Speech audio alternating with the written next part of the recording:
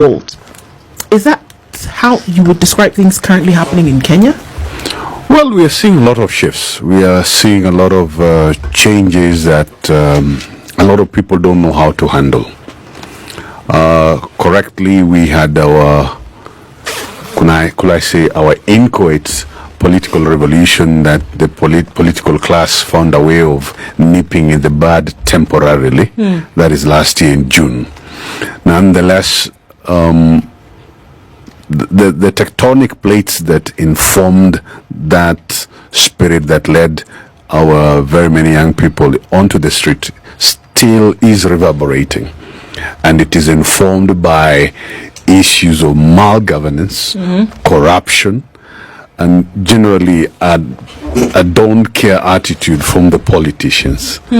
So unless the politicians stop speaking at us and pontificating morals. The other day we were being told that our parents need to teach the young ones morals. The politicians need to think of ethics, and ethics for us is contained in the Constitution, which they have not dealt with. They have not abided by the rules and the norms in the Constitution.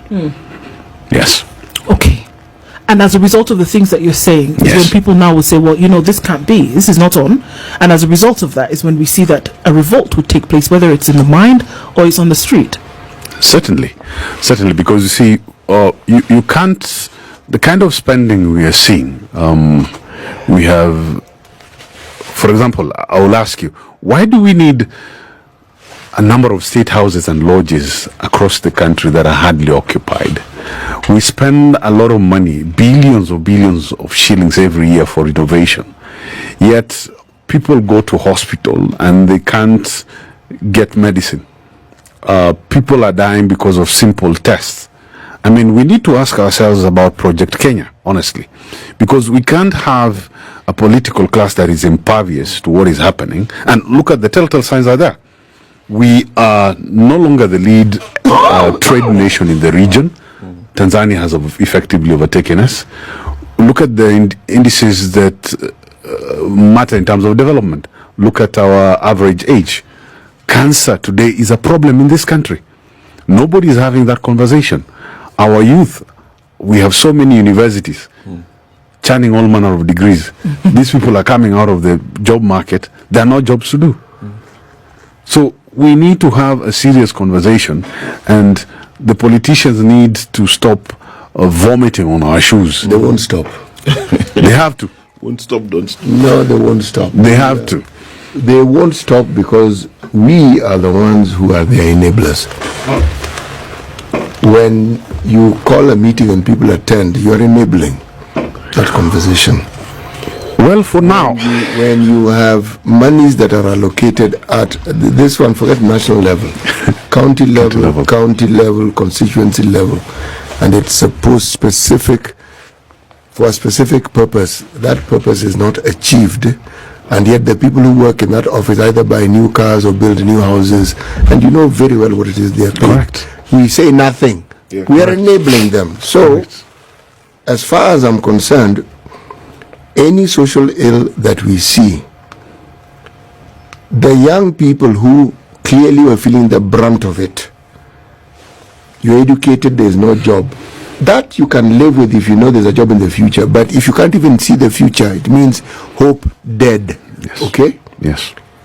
The real change that we're talking about took place a long time ago. It was waiting for us to actualize it. It's called the Constitution. Yes. The Constitution, by its very existence, is revolutionary. It's supposed to overturn things. The people who are preventing it is not our politicians, it's us. We can't hold our MPs, our MCAs to account, and it is them who implement the provisions, the thoughts, the spirits of the Constitution. So how is it then that it is their fault when these fellows, the moment they get their job, they are wired to look after their own interests? I mean, we know this, we say it. The only way they stop is when we stop them. And how we stop them is we hold them to account. We don't want to. So, This change we're talking about, when is it going to come? Never. And you know, CT, government has three arms, right? There's been a lot of blame and hue and cry on the executive. There's been a lot of blame and hue and cry on the legislature. And then maybe a month now, the Supreme Court, Lady Justice Martha Koome, is on sharp focus. Ahmed Nasir, Grand Mullah, Nelson Harvey, and I keep thinking, all right, so far when I look at the revolution of the Gen Zs, the courts have been the ones who've been summoning DCI, etc. to say where are these people and things like that. So for a long time, I thought at least there's one branch of government that is holding a candle against the darkness that CT has put across quite well. Is the judiciary equally to blame? Are the members of the judiciary Kenyans? That's what I want to know. Well, I'll not be here to give a rosy picture of the judiciary. We have a problem. Yeah. And the perception revolving around corruption and incompetence, those are issues that the judiciary must address. To give a broad brush and paint the judiciary as entirely problematic will be mean of me, because I know of one or two judicial officers who have striven throughout the years to make sense of our lives here in this country. We have judges in the Constitutional Court who have once in a while given us decisions that have been uploaded locally and out there, and generally trying to make life easier for Kenyans. Those are there. But the concerns that are being addressed, the direction of the Supreme Court, those are genuine concerns, and the judiciary, headed by the Chief Justice and the Supreme Court, must address those issues. Is it correct the way they have been deciding on certain issues? Certainly. Some of us have been lamenting on so many issues, including how decisions have been determined. Give us examples. We have the language that was used in the presidential election, and we are all Kenyans. You remember the hot air language, eh? That has been used against the Chief Justice regularly. I don't know what led them to use that language in that decision. That was something that should have been avoided. We have the latest Finance 23 decision from that court. Yes. What they structured in terms of public participation, that was a clawback on the Constitution.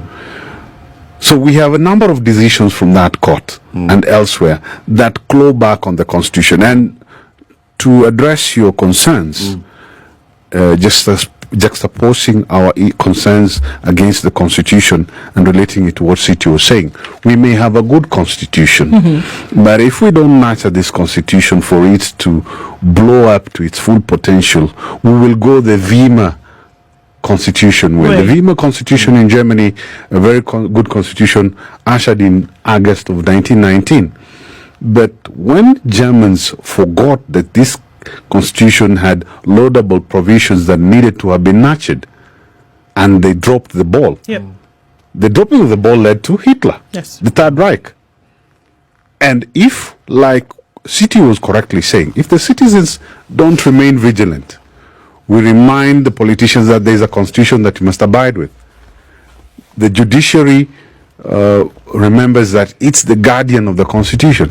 We will certainly go the Weimar Constitution way, because the Weimar Constitution had a Bill of Rights, it had a republican form of government, it had very laudable provisions. But when we had a parliament that was ineffective like ours now, that created weak laws to undermine the Constitution, and people gave a pass to the politicians, that led to Hitler, and we know what happened.